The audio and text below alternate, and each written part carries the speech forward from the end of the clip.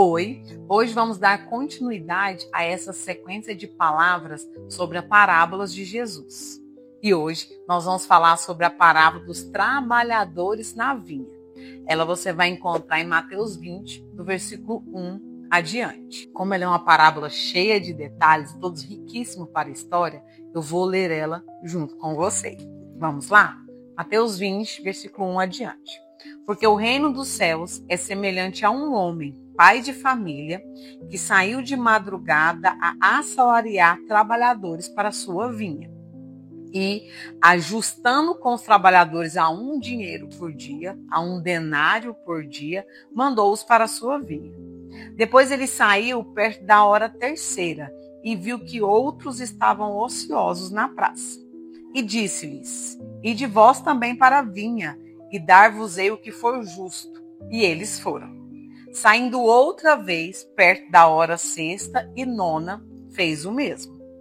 E, saindo perto da hora 1/10, encontrou outros que estavam ociosos e perguntou-lhes: Por que estáis ociosos todo dia? Disseram-lhe eles: Porque ninguém nos assalariou. Disse-lhe então eles: Ide vós também para a vinha, e vai receber o que for justo.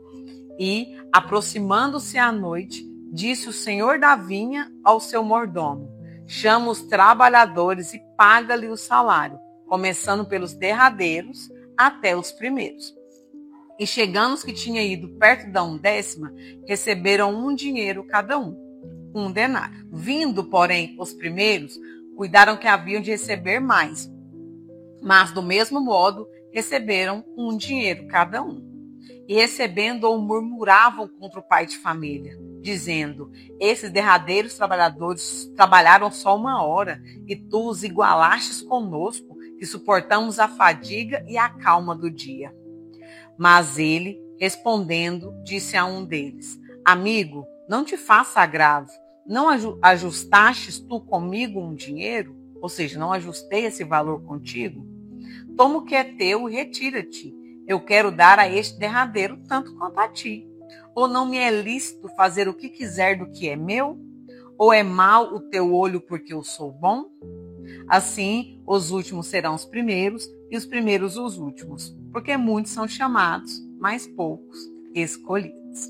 Amém. Bom, agora nós vamos bater um papo aqui rapidinho sobre essa parábola e toda a história, toda a lição que ela tem por trás. Essa parábola faz parte do discurso de Jesus, tanto com seus discípulos, com a multidão, logo após a sua interação com o jovem rico. Nessa ocasião, Pedro havia perguntado para Jesus o que os discípulos iriam ganhar por ter largado tudo para seguir ele. Essa parábola, então, é uma resposta indireta a essa pergunta e vem nos ensinar sobre graça e recompensa no reino de Deus. Bom, mas antes de nos aprofundarmos, vamos falar também um pouco sobre o contexto dessa época.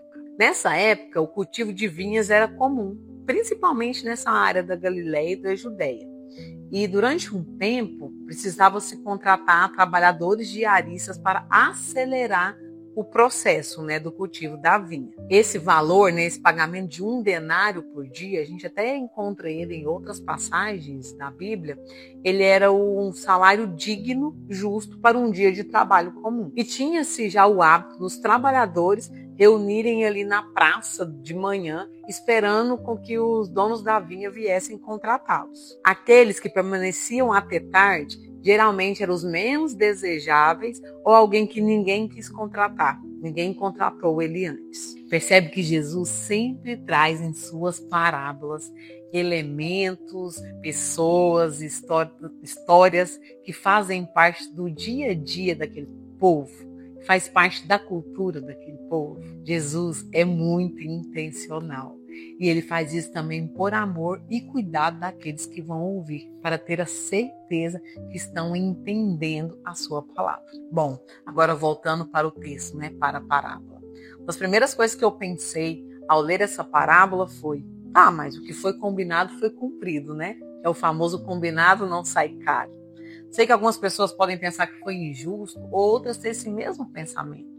Porque ele combinou com o primeiro trabalhador que ia ser 1 denário. E no final, ele pagou esse denário. Ele combinou com o último trabalhador que ia ser 1 denário. No final, ele pagou esse denário. O dono da vinha honra o que ele prometeu e se comprometeu com cada trabalhador. Essa história nos desafia a refletir sobre as nossas expectativas sobre as bênçãos de Deus e a forma como comparamos nossa jornada com os outros. Muitas vezes estamos satisfeitos com a nossa vida, com aquilo que foi combinado para nós, principalmente em relação ao trabalho, né? Estamos satisfeitos com o nosso trabalho, com o nosso salário, com as nossas amizades, com a nossa igreja, com o nosso casamento. Até que olhamos para o lado ou numa tela de rede social e vemos aquilo que o outro está recebendo. Essa comparação pode nos gerar um sentimento de injustiça. Mas eu te pergunto, será que realmente entendemos o que foi realmente combinado para cada um? No ambiente de trabalho, por exemplo, no início da contratação, é combinado carga horário, salário, definição das atividades. Aceitamos ou não esses termos como justos. E se aceitamos, vamos a esse trabalho. No entanto, se entra uma pessoa depois de nós, trabalhando o que nós julgamos ser menos e ganhando o mesmo tanto, podemos nos sentir injustiçados, mesmo que o que foi combinado conosco esteja se cumprindo. Você já passou por alguma situação desse tipo? Ou às vezes na época você não percebeu isso e agora que eu estou falando veio algo na sua cabeça que já aconteceu ou aconteceu agora?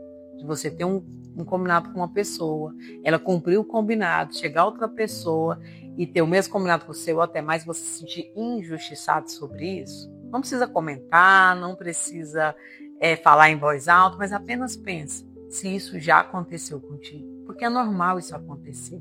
Felizmente, da nossa natureza humana, essa é a nossa primeira reação. Ah, mas isso é injusto. Eu estou aqui há 2, 3 anos, a pessoa acabou de chegar e está recebendo o mesmo tanto que eu. Só que você está recebendo aquilo que foi combinado, assim como foi combinado para ela. Pois é essa comparação que nos rouba a alegria das bênçãos que Jesus já colocou em nossa vida. Já parou para pensar? Às vezes você já orou tanto, já quis tanto, já pediu tanto um carro. E Deus te concedeu um carro. E depois de um tempo, uma outra pessoa, seja conhecida, seja desconhecida, amigo, parente, recebe um carro também. Conquista um carro melhor do que esse que é o seu.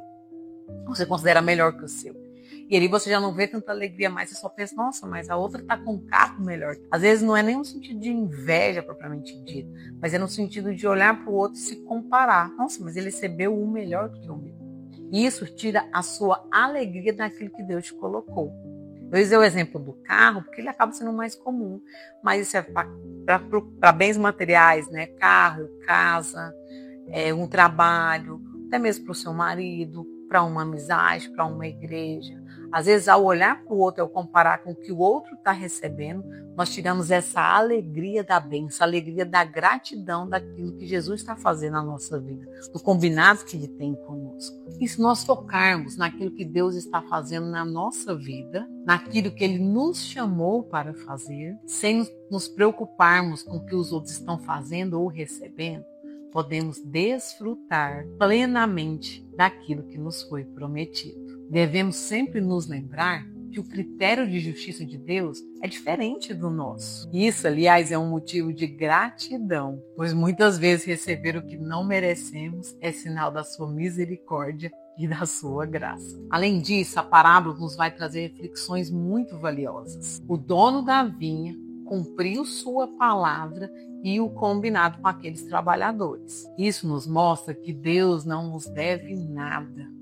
Tudo o que recebemos é por graça. A inclusão dos trabalhadores da última hora mostra como o reino de Deus é inclusivo, onde até os que chegam por último são bem-vindos. Esse ponto é particularmente importante para a audiência original de Jesus, para aqueles que estavam ouvindo ali Jesus, pois ali incluía muitos marginalizados da época judaica. Os primeiros trabalhadores reclamam que foram tratados da mesma forma que os últimos, revelando um coração cheio de inveja e comparação. Provérbios 14:30 já nos adverte: o coração em paz dá vida ao corpo, mas a inveja apodrece os ossos. Esse texto também vem nos revelar a soberania de Deus. O dono da vinha, representando aqui como Jesus, ele tem o direito de ser generoso com quem ele quiser. Jesus ele confronta a mentalidade meritocrática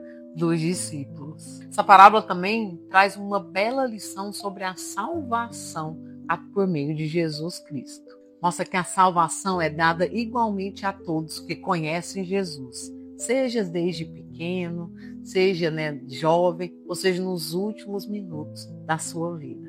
Todos eles que reconheceram o Senhor Jesus como seu Salvador têm direito à salvação. Bom, se você chegou até aqui e ainda não me conhece, meu nome é Samantha Power, uma pessoa que encontrou Jesus e foi encontrada por ele.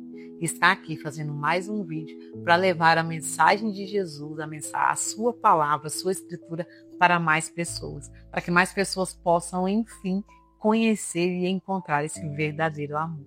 Então, se você puder curtir, deixar um comentário ou mandar para mais pessoas, eu já te agradeço. Agora, voltando, é importante nessa parábola a gente refletir para que não nos deixemos levar pela comparação, mas que sejamos gratos por aquilo que o Senhor já nos deu, reconhecendo que tudo é fruto da sua graça, não do nosso mérito. Bom, se você está aqui e está no início da sua fé, essa parábola é um lembrete para você, que não tem necessidade de se sentir inferior ou menos digno do reino de Deus. O que importa é a disposição do seu coração e a aceitação da graça divina por meio de Jesus. Para cristãos com uma longa jornada de fé, o texto desafia a evitar a mentalidade meritocrática, lembrando que servir há mais tempo não garante privilégios espirituais. Em vez disso, somos chamados a celebrar a graça espiritual que Deus derrama sobre nós todos os dias. Muito obrigado e até o próximo vídeo.